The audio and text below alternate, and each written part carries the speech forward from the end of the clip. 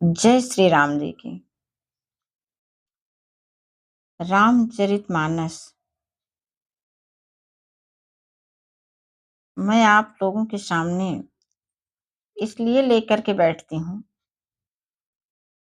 मुझे लगता है कि इसमें जो एक अमूल्य संपदा भरी हुई है, चलो हम सभी मिल करके इसको पहचानते हैं और इसका प्रयोग करते हैं।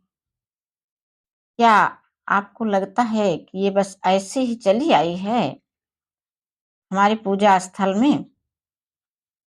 नहीं, ये है भगवान श्री राम की हम पर कृपा है, जो कि ये पुस्तक हमारे घर में है, पूजा स्थल में है, हम लोगों के हाथों में है। बस ये ज़रूरत हो गई है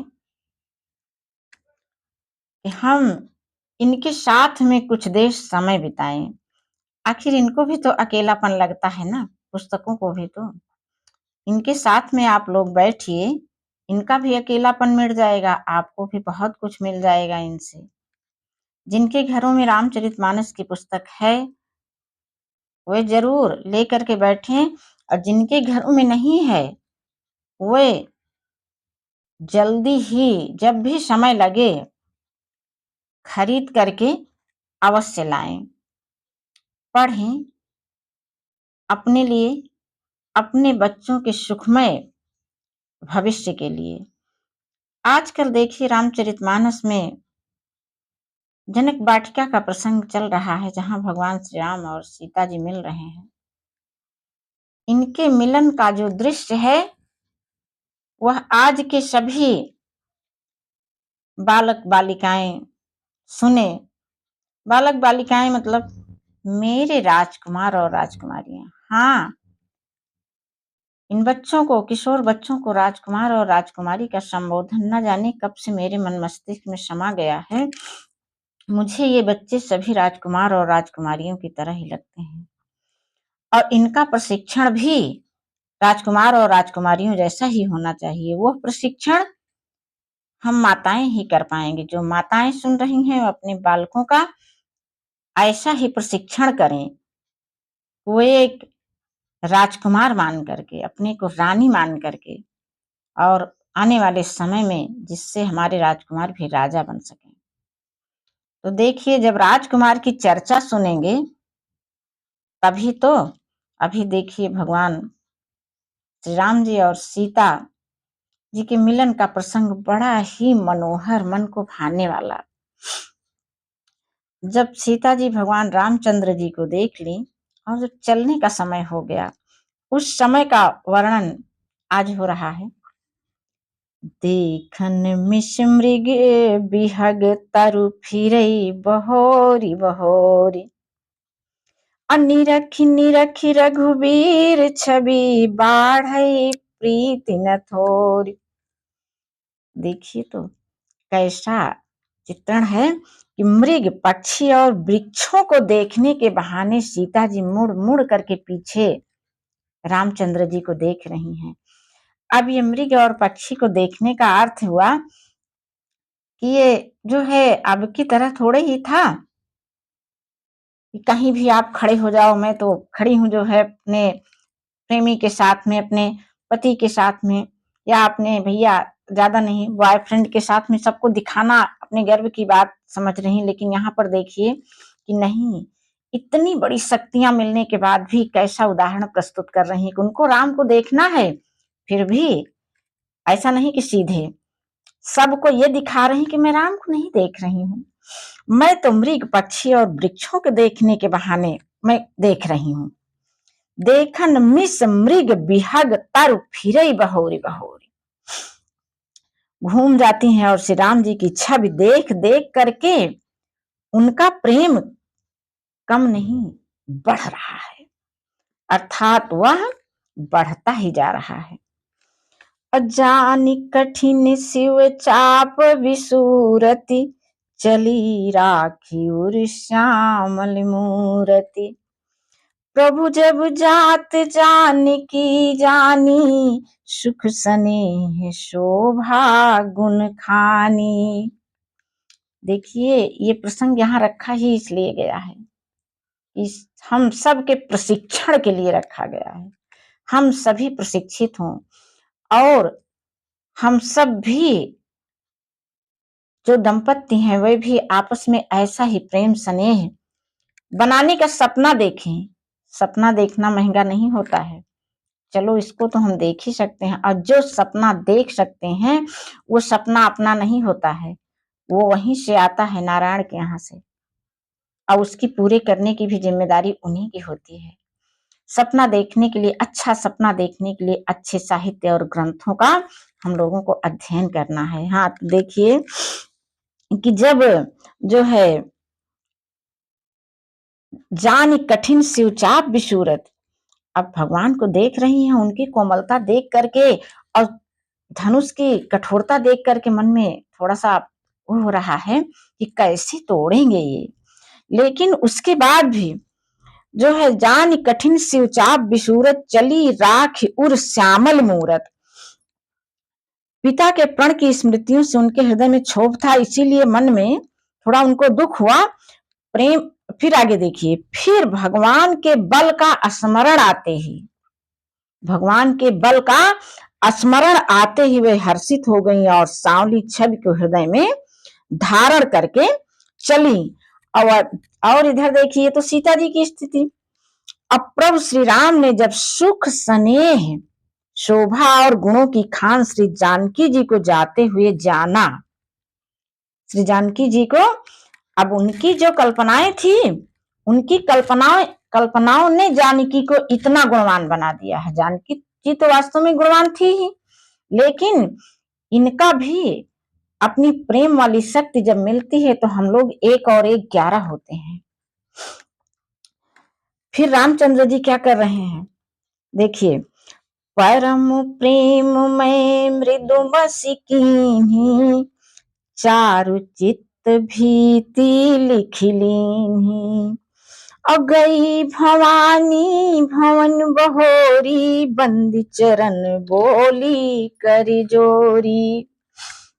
भगवान श्री राम जी ने जब सीता जी को जाते हुए देखा तो परम प्रेममय मृदु मस्किनी, जो है परम प्रेम की कोमल स्याही बनाकर उनके स्वरूप को, सीता जी के स्वरूप को कहाँ लिखा उन्होंने, अपने सुंदर चित्त रूपी भित्ति पर, हृदय की भित्तियों पर, भित्ति मतलब दीवार पर, हृदय की दीवार पर जो है लिख लिया, चित्रित कर लिया सीता जी की मूर्ति को। और सीता पुनः भवानी के मंदिर गई और उनके चरणों की वंदना करके हाथ जोड़ करके बोली, अपना निर्णय स्वयं नहीं, देखिए भवानी भी भवानी की वंदना करने पहुंच गई। अब गौरी माते फिर क्या कहने जा रही हैं, एक बार पूजा कर चुकी थी, जा रही थी, घर जाना था, भगवान श्री राम जी को देख करके और फिर यहाँ आ गई हैं। देखिए तो अब कैसे माँ की पूजा कर रही हैं। जय जय गिरिवर राज किशोरी, जय महेश मुख चंद चकोरी, अजय गज बदन षडाननी माता, जगत जननी दामिनी दुति गाता। माँ जानकी जी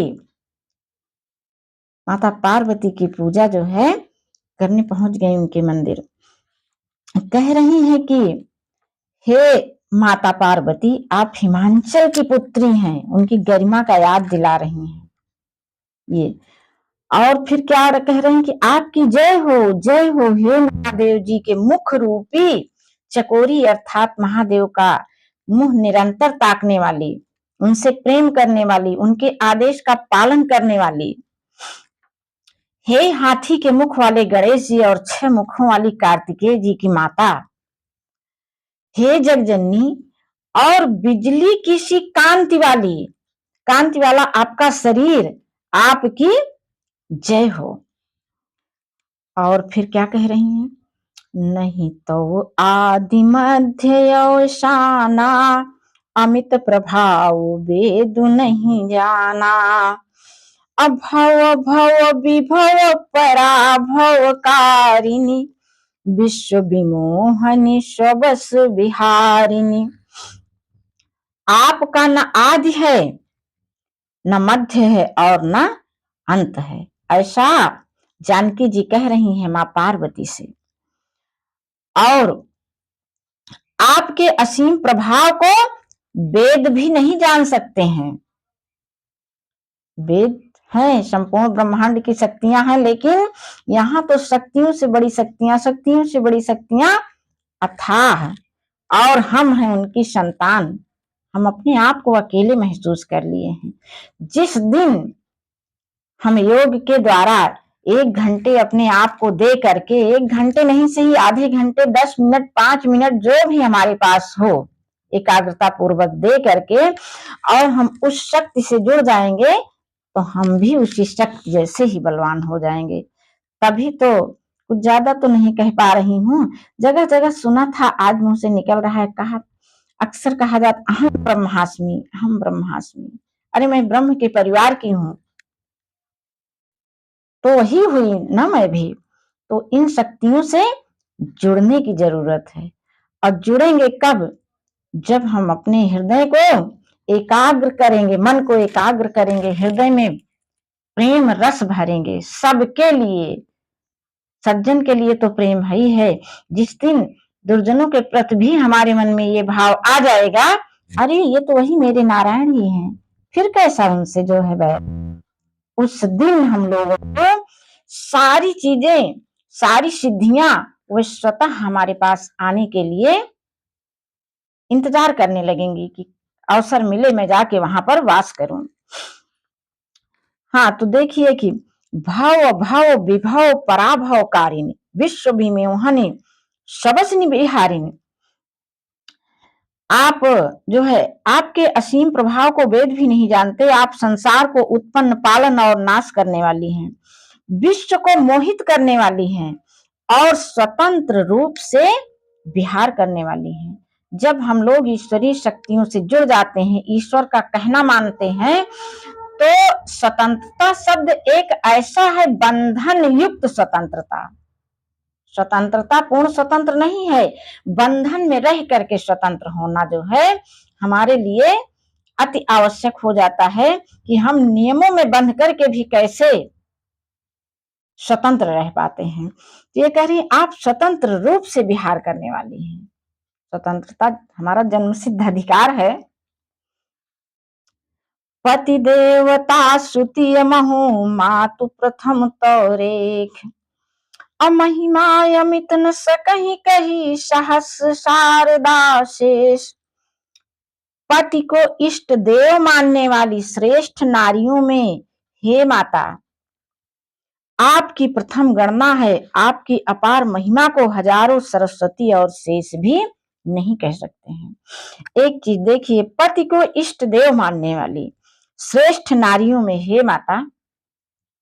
अब यहाँ पर आज की नारियों से कहो कि, तब वो कहती हैं कि पति को कैसे इष्ट देव मान लें हम, जो है उनकी हजारों कमियां गिनाएंगी, लेकिन अपनी कमियों की तरफ नहीं जाती हैं। अब वो हमारी ही कमी है जो कि हम सबको अपना नहीं बना पाते हैं। और जब कब हम अपना बना पाएंगे? जब अपने हृदय को प्रेम से भरेंगे, तभी हम ईश्वर को अपना पाएंगे। जब ईश्वर को अपना पाएंगे, अपना लेंगे, तो सारी सुख समृद्धियां हमारे पास स्वतः ही आ जाएंगी।